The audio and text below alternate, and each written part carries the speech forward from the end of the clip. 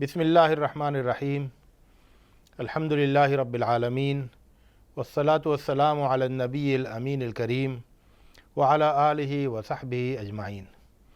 اما بعد، آج کی اس مجلس میں ہماری گفتگو کا موضوع یہ ہوگا کہ درس قرآن کو ایک بہتر شکل میں کیسے پیش کیا جائے، ایک مثالی درس قرآن کیسا ہوتا ہے، اور درس قرآن کو اپنے زیادہ سے زیادہ مفید کس طرح سے بنایا جائے۔ تو اس سلسلے میں یہ بات درس قرآن کے مقصد کے حوالے سے ذہن میں رہنی چاہیے کہ ایسا نہیں ہے کہ قرآن مجید کوئی بہت مشکل کتاب ہے، اس کے اندر بہت الجھاؤ ہے، اس کے اندر بہت سارے معمے ہیں، اور اس لیے درس قرآن کا مطلب یہ ہے کہ ہم قرآن مجید کی مشکلوں کو حل کریں، اس کے معموں کو حل کریں اور اس کی گتھیوں کو سلجھائیں اور اس طرح لوگوں کے سامنے پیش کریں۔ ایسا کچھ نہیں ہے۔ قرآن مجید آسان کتاب ہے اور اس کو سمجھنے کے لیے ہر انسان اس کو سمجھ سکتا ہے۔ تو درس قرآن کا مطلب یہ نہیں ہے کہ کسی مشکل کتاب کو آسان بنا کر پیش کرنا۔ درس قرآن کا مطلب یہ ہے کہ قرآن مجید ایک رہنمائی کی کتاب ہے، ہدایت کی کتاب ہے، تو ہم قرآن مجید سے رہنمائی کے اصول حاصل کریں اور ان اصولوں کو تفصیل کے ساتھ لوگوں کے سامنے پیش کریں۔ درس قرآن کا یہ مقصد ہونا چاہیے۔ تو مقصد جب واضح رہے گا تو پھر تیاری بھی اسی اعتبار سے ہوگی، اسی انداز سے ہوگی۔ تو قرآن مجید سے رہنمائی کے اصول لینا ہے اور ان اصولوں کو تفصیل کے ساتھ پیش کرنا ہے۔ تو اس میں گویا ہمارے سامنے دو کام ہیں۔ پہلا کام ہے رہنمائی کے اصول اخذ کرنا، اور یہ اصول ہمیں قرآن مجید سے لینا ہے۔ یہ بات ہم پہلے دن طے کر لیں کہ اس رہنمائی کے اصول ہمیں کہیں اور سے نہیں حاصل کرنا ہے۔ رہنمائی کے اصول ہمیں قرآن مجید سے لینا ہے، اور اس کے بعد پھر ان کی تفصیل بیان کرنا ہے، ان کے انطباقات تلاش کرنا ہے۔ یہ غلط رویہ ہے قرآن مجید کے ساتھ، ایک طرح سے ظلم ہے کہ ہم اصول جو ہیں اصول تو ہم باہر سے لیں اور ہم ان کی تفصیل میں قرآن مجید سے مدد لیں۔ یہ مناسب نہیں ہے، اور بسا اوقات ایسا ہو جاتا ہے کہ ہمیں باہر کی زندگی میں، باہر کے کسی لٹریچر میں کوئی اصول ہمیں بہت پسند آ جاتا ہے اور ہم اس اصول کی تفصیل کرتے ہیں قرآن مجید کی آیتوں کو ذکر کرتے ہوئے، آیتوں کو چسپاں کرتے ہوئے۔ تو یہ صحیح طریقہ نہیں ہے۔ اس طرح سے تو آپ نے اصول قرآن مجید سے نہیں لیا، قرآن مجید کا ایک طرح سے نام لگا دیا، چپکا دیا، حوالہ چپکا دیا اس اصول پر۔ نہیں، یہ نہیں ہونا چاہیے۔ تو ہم رہنمائی کے اصول قرآن مجید سے لیں گے، کہیں اور سے نہیں لیں گے، اور پھر ان اصولوں کی تفصیل کرنا یہ دوسرا کام ہے۔ پہلا کام ہے رہنمائی کے اصول لینا، وہ ہم قرآن مجید سے لیں گے، اور اس کے بعد پھر ان اصولوں کی تفصیل کرنا۔ یہ تفصیل جو ہے یہ ہمیں حاصل ہوگی دنیا بھر کے علوم و فنون سے حاصل کر سکتے ہیں۔ تو ان کی حیثیت جو ہے وہ اصول کی تفصیل کی ہوگی، اصول کے انطباقات تلاش کرنے کی ہوگی، اور اس میں جتنے بھی علوم و فنون ہیں، انسانی تجربات ہیں، مشاہدات ہیں، آپ کے اپنے تجربے ہیں، آپ کے اپنے مشاہدے ہیں، آپ کا اپنا غور و فکر ہے، یہ سب چیزیں اس میں معاون ہوں گی۔ تو یہ ساری چیزیں مل کر ان اصولوں کی تفصیل کریں گی جو اصول قرآن مجید سے آپ نے اخذ کیے ہیں۔ تو یہ مقصد جب سامنے رہے گا تو پھر آپ اسی انداز سے تیاری کریں گے، اور آپ یہ دیکھیں گے کہ آپ کو جو آیتیں ملی ہیں ان آیتوں سے آپ نے کتنے اصول اخذ کیے، اور ان اصولوں کی تفصیل کے لیے آپ نے کتنی تیاری کی اور کتنی محنت کی اور کتنا اس میں کامیاب ہو سکے۔ تو یہ آپ کے سامنے ایک مقصد ہوگا، اور وہی آپ کے لیے ایک پیمانہ بھی ہوگا کہ آپ کا درس قرآن کس قدر مفید ہے۔ اس سلسلے میں آپ کو میں بتاؤں کہ کیا کیا تیاری کرنی چاہیے۔ تو سب سے پہلے تو ظاہر ہے کہ آیتوں کی تلاوت، اور تلاوت اچھی تلاوت تجوید کے ساتھ۔ یہ ہمارے ہاں بسا اوقات یہ خامی پائی جاتی ہے، بعض لوگوں کے ہاں بہت سارے دروس میں ہم یہ خامی محسوس کرتے ہیں کہ درس دینے والا جب شروع میں قرآن مجید کی آیتیں پڑھتا ہے تو آیتیں اٹک اٹک کے پڑھتا ہے، آیتوں کو پڑھنے میں غلطی کر دیتا ہے، آیتوں کو پڑھتے ہوئے وہ خوبصورتی نظر نہیں آتی جو کہ قرآن مجید کی خوبصورتی ہے۔ قرآن مجید نے تو ایک مطلب خوبصورت مطلب قرآن نازل کیا ہے جس میں ایک نغمگی پائی جاتی ہے، اور اس نغمگی کا تقاضا یہ ہے کہ جب آدمی پڑھے تو وہ نغمگی ظاہر ہو، وہ محسوس ہو۔ تو قرآن مجید کے اندر جو صوتی حسن ہے جو اس کے اندر موجود ہے، اس کا اٹوٹ حصہ ہے، اس حسن کو سامنے آنا چاہیے۔ تو اس کے لیے ضروری ہے کہ ہم جب کچھ آیتیں ہم اختیار کریں، منتخب کریں درس دینے کے لیے، تو ان کی اچھی تلاوت کی مشق کریں۔ تو ایک تو آپ کی اپنی مستقل ایک کوشش ہوگی، پروگرام ہوگا کہ آپ قرآن مجید کے تجوید سیکھیں، اور یہ پروگرام ہونا چاہیے، ہر مسلمان اور ہر مدرس قرآن کی زندگی میں یہ پروگرام ہونا چاہیے، جتنی جلدی وہ اس ٹاسک کو پورا کر لے۔ اس کے علاوہ جب آپ نے ابھی ایک ٹاسک پورا نہیں کیا ہے یا شروع کرنے کا موقع نہیں ملا ہے، تو بھی آپ کے لیے ایک اچھا موقع ہے، اور وہ یہ کہ جو آیتیں آپ نے منتخب کی ہیں ان آیتوں کی اچھی تلاوت کی مشق کر لیں۔ اس سلسلے میں اب بہت اچھے انتظامات ہیں۔ ایک المصحف المعلم کر کے تقریباً ہر موبائل میں یہ ایپ مل جائے گا، آسانی کے ساتھ ڈاؤن لوڈ ہو سکتا ہے۔ یہ جو ہے ایک منشاوی کر کے قاری ہیں، ان کی آواز میں ہے، اور اس میں ہوتا یہ ہے کہ وہ تلاوت کرتے ہیں، قرآن مجید کے آخری پارے کا بھی ہے اور پورے قرآن مجید کا بھی ہے۔ تو اس میں وہ آیتوں کی تلاوت کرتے ہیں، اور پیچھے ایک بچہ جو ہے وہ دہراتا ہے ان کے پیچھے، تو آپ اس بچے کے ساتھ جو ہے دہرا سکتے ہیں۔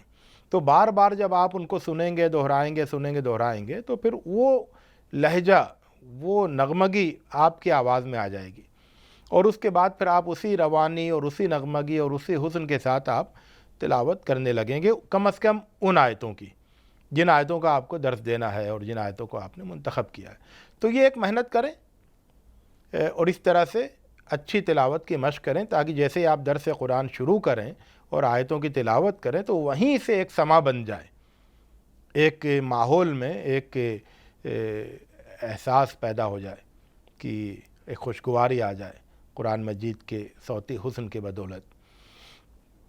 اس کے بعد پھر ایک دوسرا کام اور میرا مشورہ آپ کو یہ ہے کہ وہ آیتیں آپ حفظ بھی کر لیں، یاد کر لیں، کیونکہ اب ان آیتوں سے، جن آیتوں پر آپ نے درس دینا ہے، ان آیتوں سے آپ کا بہت گہرا تعلق قائم ہو گیا ہے۔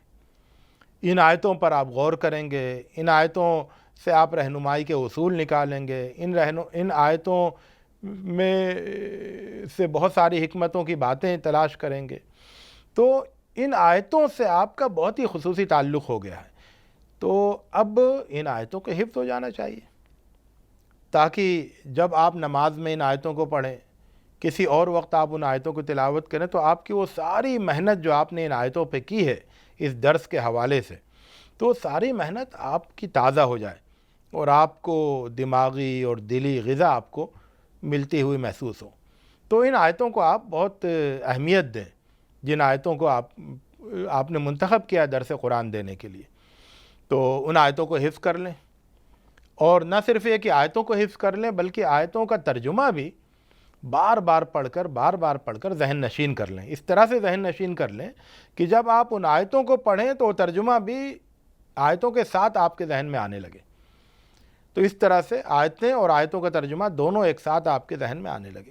جب آپ اس مرحلے میں پہنچ جائیں گے تو پھر آپ کو اگلا کام یہ کرنا ہے کہ آیتوں کو ان کے مفہوم کے ساتھ ذہن میں دہراتے رہیں، زبان سے دہراتے رہیں، ذہن میں دہراتے رہیں، ہر وقت، جس وقت آپ کو فرصت ملے آپ فرصت نکالیں۔ آپ کے پاس اچھا خاصا وقت ہے، فرض کیجئے کہ آپ کو ایک ہفتہ ملا ہوا ہے درس قرآن کی تیاری کے لیے، تو اس ایک ہفتے میں آپ پہلے ہی دن سے آپ شروع کر دیں قرآن کی تجوید تلاوت کی مشق کرنا۔ پہلے ہی دن آپ ان آیتوں کو حفظ کر لیں، ان چند آیتوں کو، زیادہ آیتیں مت لیں، چند آیتیں لیں اور ان آیتوں کو آپ حفظ کر لیں، اور اس کے بعد پھر ان کا ترجمہ بھی آپ پہلے ہی دن حفظ کر لیں۔ پھر آپ پورے ہفتے ان آیتوں کو ترجمے کے ساتھ آپ اپنے ذہن میں دہراتے رہیں، چلتے پھرتے اٹھتے بیٹھتے، ہر وقت وہ آیتیں آپ کے ذہن میں گھومتی رہیں۔ اور اس دوران جب آپ ان آیتوں کو دہرا رہے ہیں، جو نکات آپ کے ذہن میں آتے رہیں، جو باتیں آپ کے ذہن میں آتے رہیں، آپ اس کو نوٹ کرتے رہیں۔ ان میں سے بعض باتیں غیر اہم ہو سکتی ہیں، بعض آیتیں آپ کو بعد میں لگے گا کہ یہ غلط تھیں، کمزور تھیں، ان کو آپ نشان زد کرتے رہیں، کاٹتے رہیں، لیکن آپ نوٹ کرتے جائیں بہت ساری چیزیں، کیونکہ اگر آپ نے نوٹ نہیں کیا تو پھر خیالات آتے رہیں گے، جاتے رہیں گے۔ آپ چونکہ آپ کا جو طریقہ اختیار کرنا ہے وہ صرف یہ نہیں ہے کہ آپ نے کچھ کتابیں پڑھیں، تفسیر کی کچھ کتابیں پڑھیں اور اس میں سے آپ نے کچھ چیزیں نکال کر نوٹ کر لیں اور ان کو پیش کر دیا۔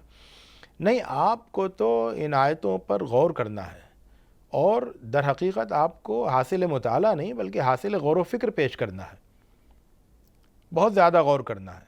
تو اس غور و فکر کے عمل کے دوران جو بھی نکات آئیں ان کو آپ نوٹ کرتے رہیں تاکہ وہ کہیں گم نہیں ہو جائیں، ذہن میں بات آتی ہے پھر نکل جاتی ہے اگر وہ نوٹ نہیں کی جائے تو، خاص طور سے وہ باتیں جو غور و فکر کے درمیان ذہن میں آتی ہیں، تو ان کو سب کو نوٹ کرتے رہیں اور دیکھتے رہیں، جو چیزیں نوٹ کی ہیں ان پر اور غور کریں۔ تو اس طرح سے آپ کے پاس بہت ساری چیزیں نوٹ ہو جائیں گی۔ آپ کے سامنے آپ کا فوکس ہوگا۔ فوکس جو ہے آپ کا کیا ہونا چاہیے؟ آپ کا فوکس جو ہے وہ یہ نہیں ہونا چاہیے کہ آپ اس درس قرآن کے دوران بہت ساری انوکھی قسم کی اچنبھے میں ڈالنے والی یا آپ کی علمیت کو ظاہر کرنے والی بہت ساری آپ معلومات پیش کریں گے۔ نہیں، آپ کے سامنے یہ نہیں ہے۔ آپ کے سامنے مقصد یہ ہے کہ آپ رہنمائی کے اصول پیش کریں گے، ان کی تفصیلات پیش کریں گے، تو اس لیے آپ اسی پر فوکس رہیں گے۔ تو آپ سب سے پہلے آپ کو یہ دیکھنا ہے کہ جو آیتیں آپ دہرا رہے ہیں، جن پر آپ کو درس دینا ہے، ان میں زندگی کے لیے، انسانی زندگی کے لیے، اور اپنے آپ کو آپ ان آیتوں کا مخاطب بنائیں کہ میں ان آیتوں کا مخاطب ہوں، مجھے ان آیتوں کی ضرورت ہے، مجھے ان آیتوں سے اپنے لیے اور اپنے انسانی بھائیوں کے لیے مجھے رہنمائی تلاش کرنی ہے، رہنمائی کے اصول نکالنا ہے۔ تو پھر آپ جب غور کریں گے تو پھر آپ کو ان میں سے رہنمائی کے اصول نکلتے جائیں گے، ان اصولوں کو آپ نوٹ کریں۔ اسی طرح سے آپ یہ بھی دیکھیں کہ ایک تو پوری زندگی کے حوالے سے دیکھیں کہ پوری زندگی، پورے انسانی معاشرے، پورے انسانی وجود میں کے لیے کیا کیا رہنمائی ہے۔ پھر آپ یہ بھی دیکھیں کہ ایک شخصیت کی تعمیر کے لیے کیا سامان ہے ان آیتوں میں، اسے بھی اپنے یہاں درج کرتے جائیں، نوٹ کرتے جائیں۔ تو زندگی کے سلسلے میں اصول، شخصیت کی تعمیر کے سلسلے میں سامان، وہی ساری چیزیں آپ کو نوٹ کرنا ہے۔ اور نوٹ کرنے کے بعد پھر آپ کو ان آیتوں میں یہ دیکھنا ہے کہ ان آیتوں میں ظاہر قرآن مجید جو ہے نا، یہ ہم کہتے ہیں قرآن مجید یعنی بلندی والا کلام، تو اس کلام میں بلندی کی طرف لے جانے والی باتیں ہیں، لے جانے والے اشارے ہیں، جن کو اگر فالو کیا جائے ان اشاروں کو تو آپ بلندی کی طرف جاتے ہیں۔ تو پھر آپ اس کو بھی دیکھیں، ڈھونڈیں کہ ان آیتوں میں بلندیوں کی طرف لے جانے والے اشارے کیا کیا ہیں، ان اشاروں کو نوٹ کریں۔ اس کے بعد پھر ایک بات یہ ہے کہ آیتوں کے اندر دیکھیے قرآن مجید ایک بہت ہی طاقتور کلام ہے، اس کے اندر انقلابیت ہے، وہ اس کے اندر بہت ہی فورس پایا جاتا ہے، زندگی کو بدل دینے والا، خیالات کو، نقطہ نظر کو بدل دینے والا، ذہن کے سانچے کو توڑ پھوڑ کر ایک نیا سانچہ بنا دینے والا، ایک بہت ہی قوت پائی جاتی ہے قرآن مجید کے زور بیان میں۔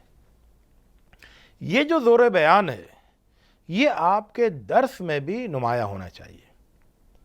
ایسا نہیں لگے کہ قرآن مجید میں تو بہت ہی طاقت کے ساتھ ایک بات کہی گئی ہے اور آپ اپنے درس میں اس قوت کے ساتھ، اس طاقت کے ساتھ اس بات کو نہیں کہیں۔ نہیں، قرآن مجید میں جو بات جتنی قوت کے ساتھ کہی گئی اس قوت کو محسوس کریں، دیکھیں کہ قرآن مجید نے کیا تاکید کے لیے کیا الفاظ استعمال کیے ہیں، اور اس کے بعد پھر وہ زور، وہ قوت آپ کے درس میں آنی چاہیے۔ اسی طرح سے آپ کو یہ میں نے شروع میں بتایا کہ قرآن مجید ایک آسان کلام ہے، وَلَقَدْ يَسَّرْنَا الْقُرْآنَ لِلذِّكْرِ، تو قرآن مجید آسان ہے۔ تو ایسا نہیں ہے کہ آپ کو کے سامنے کوئی مشکل کتاب ہے اور لوگوں کی سمجھ میں نہیں آ رہی ہے، اس لیے آپ اس کو آسان کر کے لوگوں کو سمجھانا چاہ رہے ہیں۔ نہیں، قرآن مجید تو آسان کلام ہے، تو اس کو آپ کو پیش کرنا ہے لوگوں کے سامنے۔ اس میں کیا غلطی ہوتی ہے؟ بسا اوقات تفسیریں لکھنے میں بھی کبھی کبھی یہ غلطی ہوئی ہے، بعض تفسیروں میں یہ غلطی نظر آتی ہے، اور ہمارے دروس میں بھی یہ غلطی کبھی ہو جاتی ہے کہ قرآن مجید جب باتوں کو بہت آسان کر کے پیش کرتا ہے تو ہم اپنی تفسیر میں، اپنے درس میں اس کو مشکل کیوں بنا دیتے ہیں؟ یہ غلطی کبھی کبھی ہم سے صادر ہوتی ہے کہ ہم آسان کلام کو کہ درس کو مشکل بنا دیتے ہیں۔ یعنی آدمی اگر آیتوں کا ترجمہ سنے تو اس کو بات آسانی سے سمجھ میں آ جائے، اور جب وہ مشکل قسم کے دروس سنے، مشکل قسم کی تفسیریں پڑھے، تو وہ بہت ساری باتیں اس کی سمجھ میں نہیں آئیں۔ تو جتنا آسان قرآن مجید ہے، اپنے درس کو بھی اسی طرح سے آسان بنائیے، اس میں کوئی دشواری نہیں ہونی چاہیے۔ اسی طرح سے قرآن مجید کے اندر خوش بیانی ہے، بلاغت ہے، فصاحت ہے، بیان کی خوبی ہے، ایک حسن ہے بیان کا۔ بلاغت کی جس چوٹی پر انسان پہنچ سکتے ہیں، اس سے کہیں اوپر قرآن مجید کی بلاغت ہے۔ تو قرآن مجید بہت ہی ایک ادب کا ایک غیر معمولی نمونہ ہے۔ یعنی بعض لوگ تو یہ کہتے ہیں قرآن مجید کا اصل اعجاز ادبی اعجاز ہے، یعنی قرآن مجید کا اصل کلام جو ہے اس کا ادب ہے، اس کا جو حسن بیان ہے وہ ہے۔ تو آپ جب درس دے رہے ہیں تو پھر آپ کے درس میں بھی وہ خوش بیانی، وہ حسن بیان اور وہ دلکشی، وہ کشش اور وہ حسن ہونا چاہیے جو کہ خود قرآن مجید میں نظر آتا ہے۔ ایسا نہیں ہو کہ قرآن مجید کے اندر تو بڑا حسن ہے اور آپ کے درس میں روکھا پن ہو، خشکی ہو، بے لذتی ہو اور کشش نہیں پائے جائے، پھیکا پن پائے جائے۔ ایسا نہیں ہونا چاہیے۔ جو حسن قرآن مجید کی عبارتوں میں ہے، قرآن مجید کے بیان میں ہے، وہ خوش بیانی کوشش کریں کہ اس خوش بیانی کی جھلک، اس خوش بیانی کا عکس آپ کے درس میں ظاہر ہو۔ آیتوں کے عملی انطباقات کو تلاش کریں۔ جیسا کہ میں نے شروع میں بتایا کہ آپ نے قرآن مجید کی آیتوں سے، ان آیتوں سے جنہیں آپ نے منتخب کیا ہے، ان میں سے رہنمائی کے اصول نکالنے ہیں، اور پھر ان اصولوں کے انطباقات جو ہیں وہ آپ کو خود تلاش کرنے ہیں۔ اس کے لیے آپ کو کتابوں کا بھی مطالعہ کرنا ہے، اس کے لیے آپ کو زندگی کا بھی مطالعہ کرنا ہے، انسانی نفس کا مطالعہ کرنا ہے، کائنات کا مطالعہ کرنا ہے، انسانی سماج کا مطالعہ کرنا ہے۔ جتنا زیادہ آپ کا انسانی سماج کا مطالعہ ہوگا، جتنا زیادہ آپ کا انسانی نفس کا مطالعہ ہوگا، جتنا زیادہ آپ کی علوم و فنون پر نظر ہوگی، آپ کا تجربہ جتنا بڑا ہوگا انسانوں کے ساتھ، جتنا آپ کا مشاہدہ گہرا ہوگا، سماج کا مشاہدہ، کائنات کا مشاہدہ، نفس کا مشاہدہ، اتنا ہی زیادہ آپ قرآن مجید میں بیان کیے ہوئے، قرآن مجید سے جو رہنمائی کے اصول آپ نے لیے ہیں، ان کے آپ عملی انطباقات اور ان کی عملی تفصیلات آپ پیش کر سکیں گے۔ اگر ایک آدمی ایسا ہے جو انسانوں سے بالکل کٹا ہوا ہے، انسانی سماج سے کٹا ہوا ہے، اس کو انسانی سماج کے مسائل نہیں معلوم ہے، اس کو انسانی سماج کی دشواریاں نہیں معلوم ہیں، اس کو انسانی نفسیات کی پیچیدگیاں نہیں معلوم ہیں، اور وہ یہ نہیں جانتا ہے کہ انسان اپنے تجربے، مشاہدے اور تعلیم و تعلم کے ذریعے سے اس نے اپنے علوم کو کہاں تک پہنچایا ہے، تو وہ صحیح طور سے قرآنی اصولوں کی تفصیل بیان نہیں کر سکتا ہے۔ یہ نہیں بتا سکتا ہے کہ ان اصولوں کو اپنی زندگی پر منطبق کیسے کریں، کیونکہ وہ تو کٹا ہوا ہے انسانی زندگی سے۔ اس کے پاس اصول ہیں قرآن مجید سے نکالو. خود قرآن مجید سے اصول نکالنے کے لیے وہ ذوق پیدا ہونا چاہیے جو ذوق انسانی زندگی کے مطالعے سے پیدا ہوتا ہے. تو انسانی زندگی کی رہنمائی کے لیے قرآن مجید آیا ہے.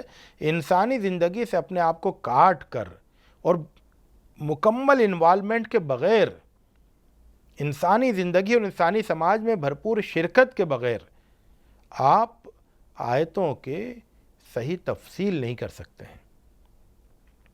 تو یہ بہت ضروری ہے. مثال کے طور پر یہاں میں کچھ مثالیں دینا چاہوں گا کہ جب قرآن مجید یہ کہتا ہے کہ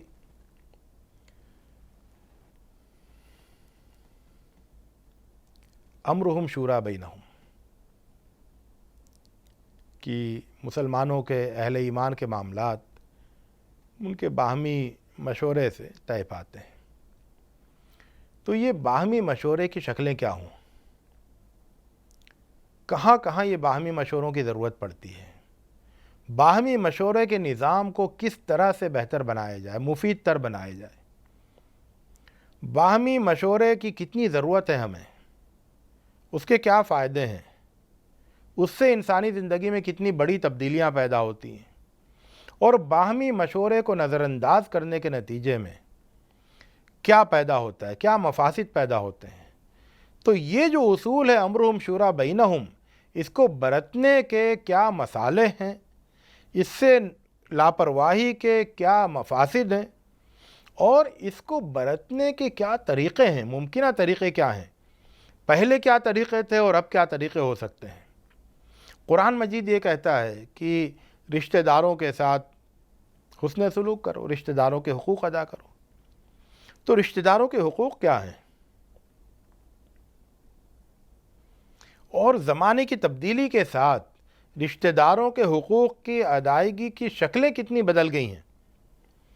پہلے زمانے میں رشتہ داروں کے حقوق کس طرح سے سمجھے جاتے تھے اور ادا کیے جاتے تھے، آج کے زمانے میں رشتہ داروں کے حقوق کا کیا مفہوم ہے، رشتہ داروں کو ہم سے کیا توقعات ہیں، ہم ان کی کن ضرورتوں کو پورا کر سکتے ہیں، کس طرح سے پورا کر سکتے ہیں. تو تبدیلی آ گئی ہے.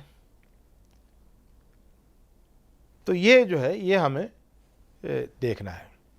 اسی طرح سے درس قرآن کی تیاری کے دوران ہمیں یہ بھی دیکھنا ہے کہ یہ آیتیں جو ہمارے سامنے ہیں، یہ آیتیں زندگی میں کیا تبدیلی لانے والی آیتیں ہیں. یعنی اگر ان آیتوں کو زندگی کے اوپر آزمایا جائے، زندگی پر منطبق کیا جائے، تو زندگی میں تبدیلیاں کیا کیا آئیں گی، اور پھر ان تبدیلیوں کو آپ نوٹ کریں. کہ مثال کے طور پر جب قرآن مجید یہ کہتا ہے کہ اے ایمان والو، جب کوئی فاسق کوئی خبر تمہارے پاس لے کے آئے تو تم اس کی تحقیق کر لو. یا ایھا الذین آمنوا ان جاءکم فاسق بنبأ فتبینوا ان تصیبوا قوما بجہالۃ فتصبحوا علی ما فعلتم نادمین. کہ ایسا نہیں ہو کہ تم کسی قوم کو نا واقفیت میں، لا علمی میں اسے کوئی مصیبت پہنچا دو، کوئی نقصان پہنچا دو، خون بہا دو، اور اس کے بعد پھر جو کچھ تم نے کیا ہے اس پر تمہیں پھر ندامت ہو. اب اس آیت کو پر اگر عمل کیا جائے تو اس سے زندگی میں کہاں کہاں تبدیلیاں واقع ہوتی ہیں.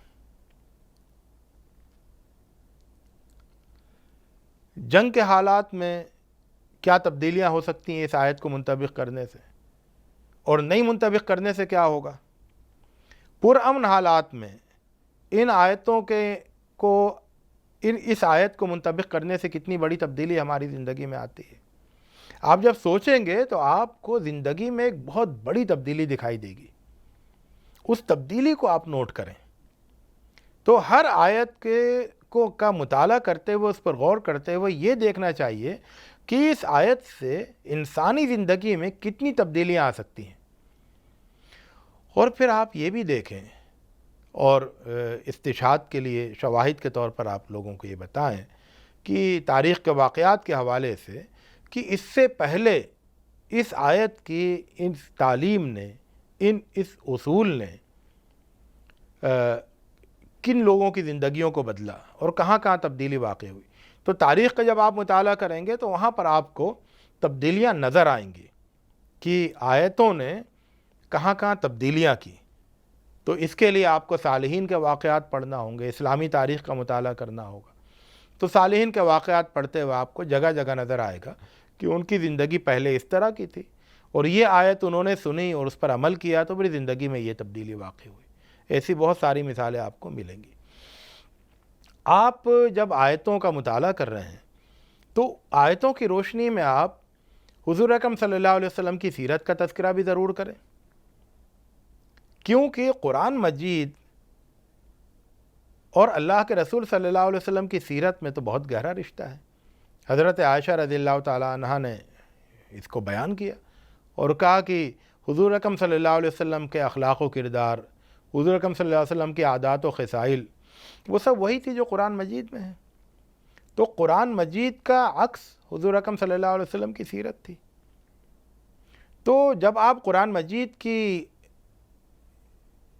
رہنمائی کا تذکرہ کر رہے ہیں، قرآنی اصولوں کا ذکر کر رہے ہیں، تو پھر آپ یہ بھی دکھائیں کہ یہ اصول سیرت پاک میں کس طرح سے نظر آتے ہیں، حضور اکرم صلی اللہ علیہ وسلم کی حدیثوں میں کس طرح سے نمایاں ہو کر نظر آتے ہیں، حضور اکرم صلی اللہ علیہ وسلم کی سیرت کے واقعات میں کس طرح سے نمایاں ہو کر آتے ہیں، حضور اکرم صلی اللہ علیہ وسلم کے صحابہ کی زندگی میں کس طرح سے وہ واقعات نظر آتے ہیں.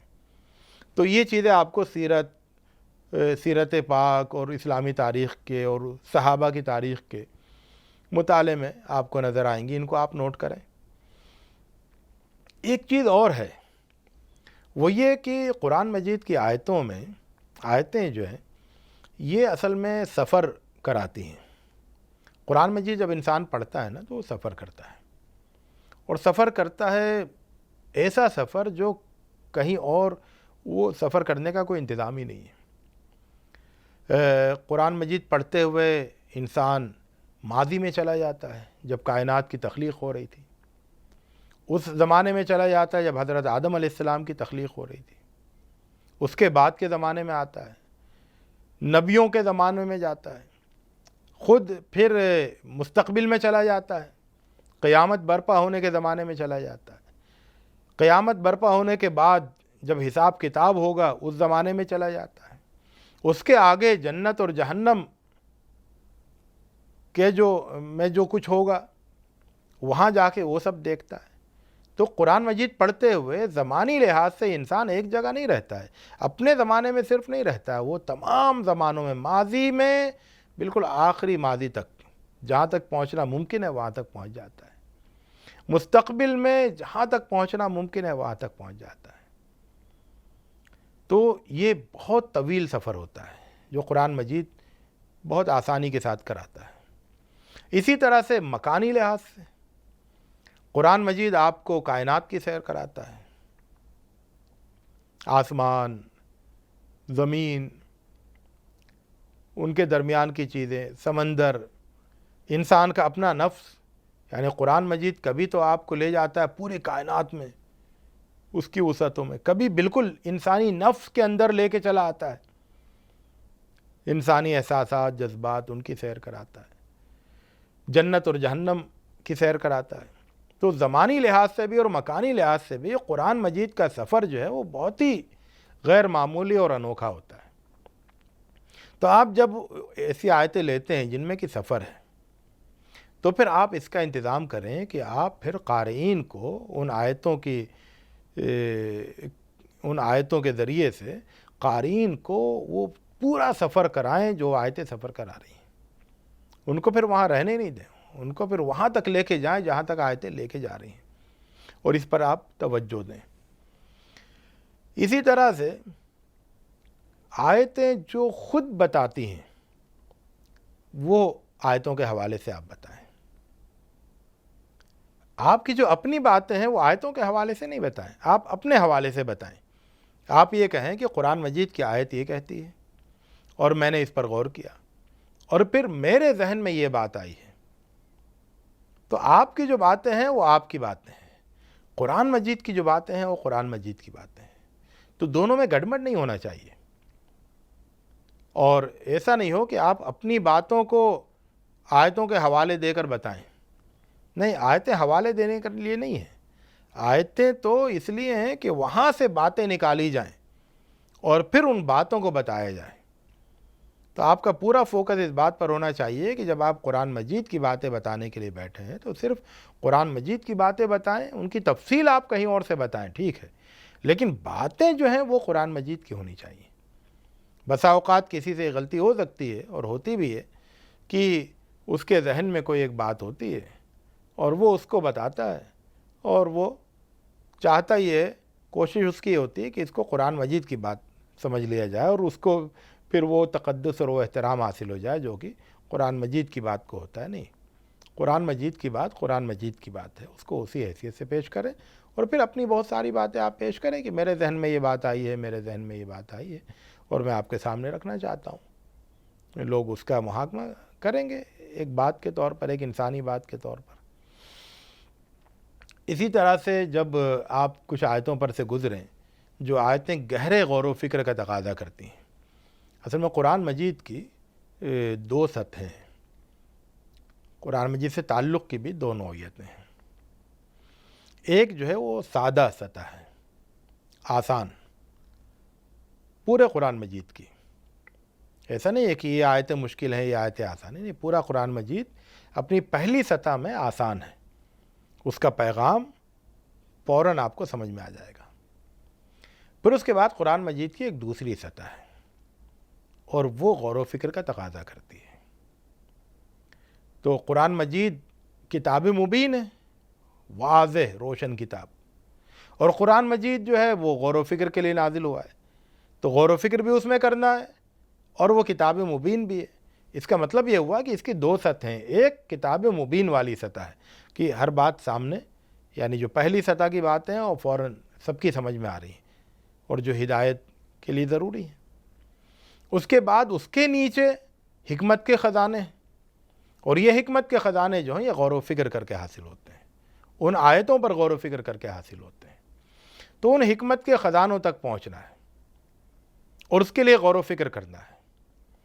کوشش یہ کریں کہ آپ جن نے جو غور و فکر کیا ایک عرصے تک، ایک ہفتہ، 2 ہفتہ، 1 مہینہ غور و فکر کر کے آپ نے وہ درس تیار کیا اور اس میں بہت سارے حکمت کی باتیں ذکر کی.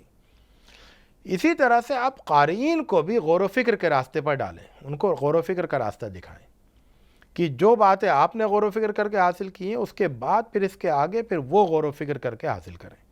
تو ایسا نہیں محسوس ہو کہ آپ نے غور و فکر مکمل کر لیا، اب اس کے آگے کچھ نہیں ہے، بلکہ وہاں پر جو غور و فکر کے نشانات ہیں جن کو سامنے رکھ کر غور و فکر کرنا ہے، غور و فکر کے جو میدان ہیں، جو اسکوپ ہے، اس اسکوپ سے واقف کرائیں اور ان کو ترغیب دیں سامعین کو کہ اب آگے جا کر وہ غور و فکر کریں. تو ایسا نہیں ہو کہ درس قرآن دیا اور انہوں نے سنا اور سننے کے بعد انہوں نے کچھ باتیں نوٹ کی اور اس کے بعد ان کا کام ختم ہو گیا. نہیں، سامعین کا کام ختم نہیں ہونا چاہیے آپ کے درس قرآن سے. جس طرح سے درس قرآن کی تیاری کے لیے آپ نے بہت زیادہ غور و فکر کیا، اسی طرح سے درس قرآن سننے کے بعد سامعین کے غور و فکر کا سلسلہ شروع ہونا چاہیے اور وہ پھر اس پر غور کریں. کہ مثال کے طور پر جب آپ یہ بتائیں کہ رشتہ داروں کے حقوق کے سلسلے میں نے یہ انطباقات تلاش کیے کہ اس طرح سے رشتہ داروں کے حقوق ادا کیے جائیں جس کا حکم اس آیت میں دیا گیا ہے، وہ آتِ ذی القربیٰ حقہ. تو اس کے بعد پھر اب جو سامعین ہیں وہ مزید اس موضوع پر غور کریں اور غور کر کے پھر وہ نوٹ کریں. تو سامعین کو یہ پیغام جانا چاہیے آپ کی طرف سے کہ یہ جو غور و فکر کا سلسلہ میں نے غور و فکر کیا ہے، یہ دراصل ایک سلسلہ ہے جو شروع ہوا ہے اور اب اس کو آگے بڑھانا ہے تمام لوگوں کو جن لوگوں نے یہ ساری باتیں سنی ہیں. ایک بات اور ہے، وہ یہ کہ بسا اوقات کیا ہوتا ہے کہ ہماری پوری توجہ درس دیتے ہوئے سبب نزول کی طرف چلی جاتی ہے. سبب نزول کا مطلب یہ ہے کہ قرآن مجید کی وہ آیتیں جب اللہ کے رسول صلی اللہ علیہ وسلم کے زمانے میں نازل ہوئی تھیں، اس وقت کیا حالات تھے، ان حالتوں کا تذکرہ، ان حالات کا تذکرہ، یہ سبب نزول کہلاتا ہے. وہ کبھی انفرادی نوعیت کا ہوتا ہے کہ فلاں شخص کے ساتھ یہ واقعہ پیش آیا یا فلاں شخص نے یہ سوال کیا تو یہ آیتیں نازل ہوئی، یا کبھی کوئی واقعہ پیش آتا ہے یا کوئی صورتحال پیدا ہو جاتی ہے، بڑی صورتحال، اس وقت کوئی کچھ آیتیں نازل ہوتی ہیں۔ تو یہ جو ہے سبب نزول ہوتا ہے، یعنی جب قرآن کی آیتیں نازل ہوئیں تو اس وقت کیا حالات تھے، تو ان سے واقفیت اچھی بات ہے۔ لیکن اس سے زیادہ ضروری یہ ہے کہ آپ اس وقت جب آپ درس قرآن کی تیاری کر رہے ہیں تو اس وقت آپ کے اور آپ کے آس پاس کے اور زمانے کے جو حالات ہیں، اس وقت دنیا کے جو حالات ہیں اور ہمارے معاشرے کے جو حالات ہیں، ان حالات کو سامنے رکھ کر غور کیا جائے۔ تو جو ماضی کے حالات تھے، جن حالات میں وہ آیتیں نازل ہوئیں، ان کی اہمیت اپنی جگہ ہے، ان سے غور و فکر کرنے میں مدد ملے گی، انطباق کرنے میں مدد ملے گی، لیکن وہاں تک آپ کو رکنا نہیں ہے، بلکہ زیادہ غور اس بات پر کرنا ہے کہ یہ آیتیں اب اس زمانے میں ہمارے لیے کیا رہنمائی رکھتی ہیں۔ کہ اگر اس زمانے میں یہ کہا گیا کہ اپنی آواز کو اللہ کے رسول کی آواز سے بلند مت کرو، وَلَا تَرْفَعُوا أَصْوَاتَكُمْ فَوْقَ صَوْتِ النَّبِيِّ، تو ٹھیک ہے، اس وقت کچھ بدو لوگ آئے تھے، انہوں نے اللہ کے رسول کی آواز پر اپنی آواز کو بلند کیا، وہ نہیں جانتے تھے، نادان تھے، تو ان کو اس آیت کے ذریعے سے تعلیم دے دی گئی۔ وہ وقت گزر گیا، اب ہمارا زمانہ ہے، ہمارے زمانے میں کس طرح سے اس آیت پر عمل ہوگا، ہمارے حالات کو پر یہ آیت کس طرح اثر انداز ہو، یہاں پر ہمیں رہنمائی کے کیا اصول ملتے ہیں اپنے حالات کو تبدیل کرنے کے لیے، اپنے حالات کو، اپنے زمانے کو روشن کرنے کے لیے۔